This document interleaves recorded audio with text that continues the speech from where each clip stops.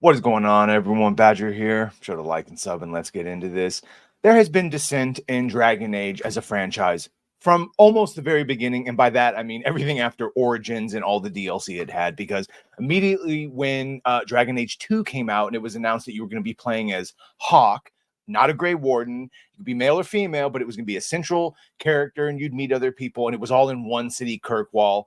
It had its fans, but it also had a lot of its critics, also critical of the gameplay changes. This again was changed in Dragon Age Inquisition, by the way. And in Inquisition, we also got just not as dark as it was in the first one. It looked a little bit more colorful, a little bit more like you're starting to see now. And that too, while it had its fans, it had its critics, but it did end in sort of a cliffhanger. It introduced some very interesting characters and lore. One of those being the Solus, who you find out at the end is the Dread Wolf, this ancient elven god. And so that was supposed to be the resolution we were all going to get in Dragon Age Dreadwolf, and then they changed it to Veilguard. Then we found out who the game director is, and just after this, not traditional progressivism, not traditional, oh, we had gay characters. Not that, which was always in Dragon Age. Now we're getting stuff like this. This Kunari. So first, because of the horrible word of mouth on not just Dragon Age, but then EA, the sales have been abominable as far as like people with brick and mortar stores who can look abysmal, who can look at their numbers and see who's actually pre-ordering super low. We've heard about that. The zipper tit, the trans scars. Look, this is not a breast cancer thing, which also, by the way, doesn't belong in this game either, because breast cancer doesn't exist in this world. Magic. They have magic that fixes a lot of the diseases and cosmetic surgeries that we would have. Is everyone available to it? No. Scars still exist from battle wounds, blah, blah, blah. The point being here, this is all modern things put into an old fantasy element, and it's something that can break immersion. And also, the amount of people that would actually do this is like 0.00001%. And just this is all time, money, energy, and spent not coding gameplay or other things like that. Obviously, the character and the content creator here, you see this is the max glutes on a character. I mean, and almost the same as with Booba. This is all because of a narrative. When we talk about unrealistic body types, it ain't about women. This is unrealistic body types to men who think they're women and are in the process of transitioning or trying to fool us all. Like the game director, Corinne Bush. And all that aside, the biggest sin is what they've done to the Canary, which obviously in the first one, they were basically just look like black people with white hair, like dreads, much bigger, taller, different colored eyes. But they very much wanted to make sure that you understood the Canary were a different species. So they put the huge horns, and they're big. And they were actually pale of skin in this one, and with the tattoos. And they very much look like a different species than human. And then this on the left, now granted, this is probably someone playing fun with the sliders to make the Giga Chin there, but it's funny that you can make this character, but you can't make a super sexy former character. So all of this has led to people rightly criticizing it, and that has led to David Gaider, who has literally, he's written everything I love, so this is painful to see, but it's not new. Neverwinter Nights, Knights of the Old Republic, Dragon Age 2, Inquisition. So he's there from all of it. He speaks from a place of authority, and he's reacting to all this. So apparently the usual suspects are upset at how woke the new Dragon Age is, and apparently suddenly an unexpected development in the series. Fucking tourists. Look, you could be gay in the first one. You can have gay romance.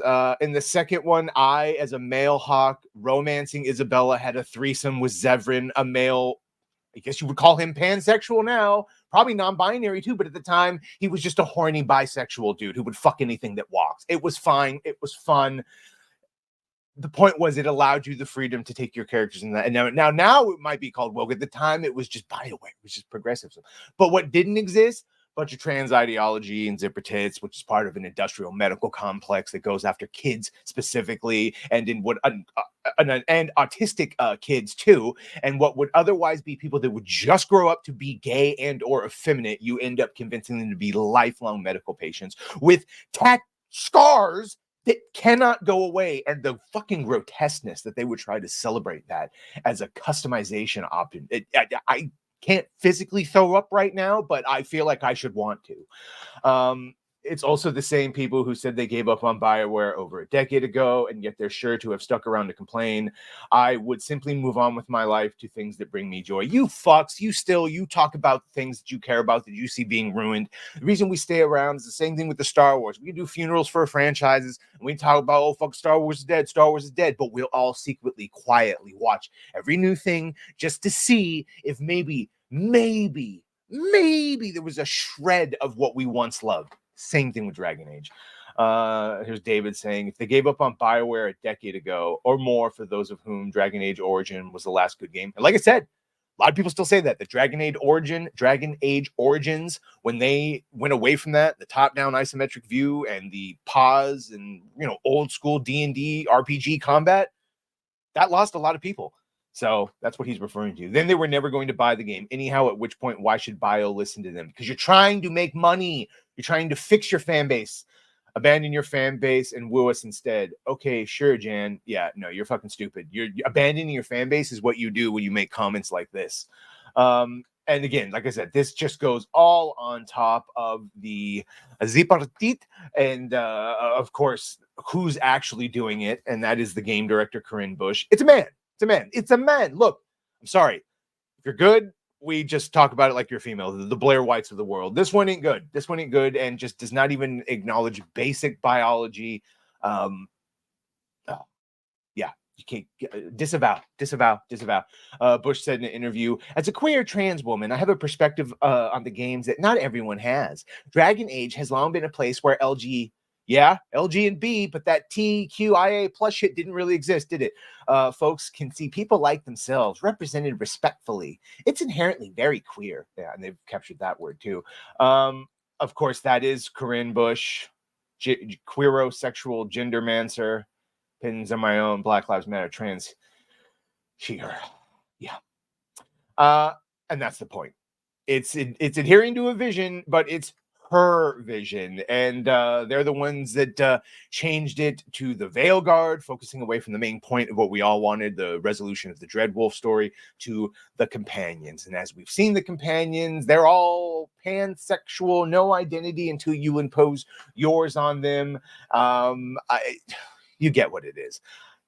It's sad to see yet another vet attack the fans and be fooled by the lies, basically the propaganda of the legacy media and these demons that have taken hold of all of our beloved properties. So, do you have any hope for Dragon Age, the Veilguard? I don't know. I don't.